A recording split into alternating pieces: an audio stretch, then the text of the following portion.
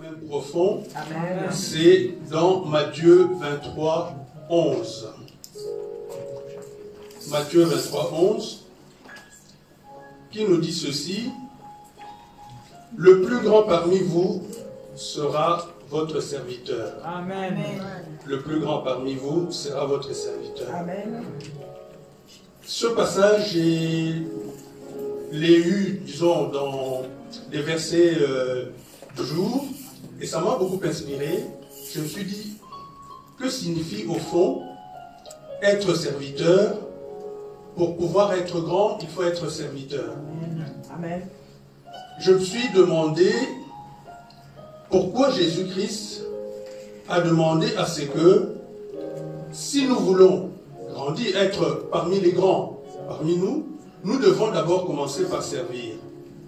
Et comme lui-même a commencé par servir au lieu d'être servi, j'ai préféré intituler lors de mon intervention Jésus-Christ, mon modèle. Amen. Alors, pour comprendre ce passage, je pense qu'il faut plutôt remonter à Matthieu 20. C'est au verset 20 qu'on va mieux comprendre ce que dit le Christ, qu'il faut être serviteur pour être grand. Il faut commencer par être serviteur pour être grand. Dans Matthieu 20, ici c'est 26 à 28, mais l'histoire c'est la demande de la maman des fils de Zébédée, qui demandait à Christ à ce qu'un des fils soit à gauche et l'autre soit à droite dans son royaume. Et les autres disciples n'étaient pas contents. Et Christ leur a dit ceci: il n'en sera pas de même au milieu de vous, par rapport aux païens, aux autres, mais quiconque veut être grand parmi vous, qu'il soit votre serviteur. Et quiconque veut être le premier parmi vous, qu'il soit votre esclave. Et il termine en disant ceci: c'est ainsi que le Fils de l'homme est venu, donc Christ, non pour être servi, mais pour servir et donner sa vie comme la rançon de plusieurs. Amen. Alors, ce texte de Matthieu, c'est un texte qui me semble être un texte profond. Ici, Christ nous invite à plusieurs choses. Je retiens en premier, il nous invite à l'humilité, parce qu'il a été l'exemple même de l'humilité. Il nous a montré, il a quitté son trône en tant que Dieu, il est descendu sur terre, il a pris le corps de l'homme, et il s'est offert en sacrifice afin que nous soyons aujourd'hui tous sauvés, nous puissions hériter du royaume. Et cette humilité, il l'a manifestée essentiellement en lavant les pieds de ses disciples. Et il a dit que vous également, vous devriez faire la même chose. Donc, Christ nous montre l'exemple, nous montre le chemin pour devenir grand d'un point de vue spirituel. Nous devons commencer d'abord par nous humilier, par nous rendre petits, afin que lui nous élève et nous mette à ses côtés. Au-delà de l'humilité, c'est également la discrétion. Nous devons être discrets. Discret ici, ça veut dire quoi? Nous ne devons pas, je ne sais pas comment dire, être de polo-polo.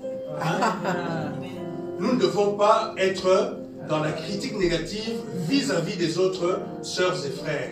Parce que tous, et ça rejoint également l'humilité, nous sommes pécheurs. Nous n'avons rien mérité, c'est par sa grâce que nous sommes là. Et si l'un d'entre nous tombe, rien ne sert de le condamner, de le juger, de l'enfoncer, mais bien évidemment, il faut plutôt être dans la discrétion, aller vers lui éventuellement, lui parler et l'aider à ce qu'il se relève. C'est ce que j'appelle la discrétion. Donc ici, Christ nous exhorte à nous soutenir les uns les autres, à ce que chacun de nous considère d'abord non pas ses propres intérêts, mais d'abord les intérêts des autres. Et ça, c'est dans Philippiens 2, 3 et 4, où il nous le précise. Donc, je ne pense pas que ce soit utile de lire le texte. Vous le lirez chez vous. Amen. Amen. Alors, au fond, ici, avec cette discrétion, Christ nous invite à l'unité. Soyons un. Nous devons être un. Nous devons être dans un esprit de partage. Nous devons être dans un esprit de compassion. Amen. Bref, nous devons manifester, comme il l'a toujours dit également, notre amour les uns envers les autres. Et cette unité, c'est d'abord l'unité dans la foi. N'est-ce pas? Amen. Nous sommes un seul peuple, nous avons un seul Seigneur, nous devons avoir une seule foi. Et cela ne peut être possible que dans l'amour fraternel. Nous devons manifester cet amour, nous devons nourrir cet amour et nous servir les uns les autres. Amen. Enfin, s'il y a une fin, c'est très bref, hein? Amen. Amen. Ici, Alléluia. et c'est le sens même de cette parole, Amen. c'est ce que j'appelle l'altérité. Amen. Donc, Jésus ici nous apprend en tant que modèle l'ouverture à l'autre, n'est-ce pas? L'altérité. Nous sommes comme le dit Ephésiens 4, personne n'est maître, il le dit d'ailleurs dans Matthieu 23 au début, ne vous faites pas appeler directeur, compagnie, ainsi de suite, mais surtout que le plus grand d'entre vous soit d'abord votre serviteur.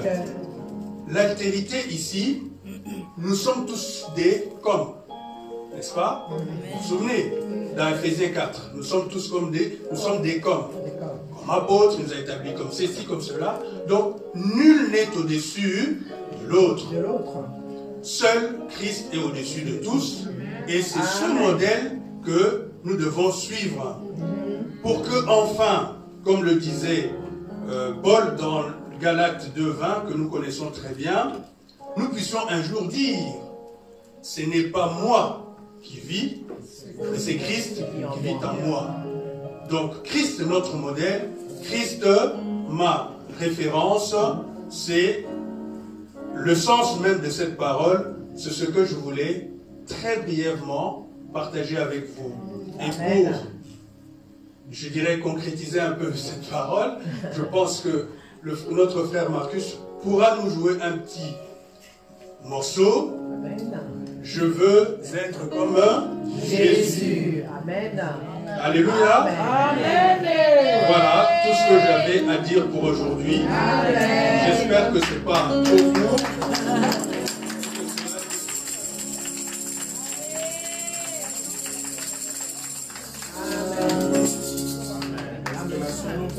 Pour le micro, s'il vous plaît. Amen.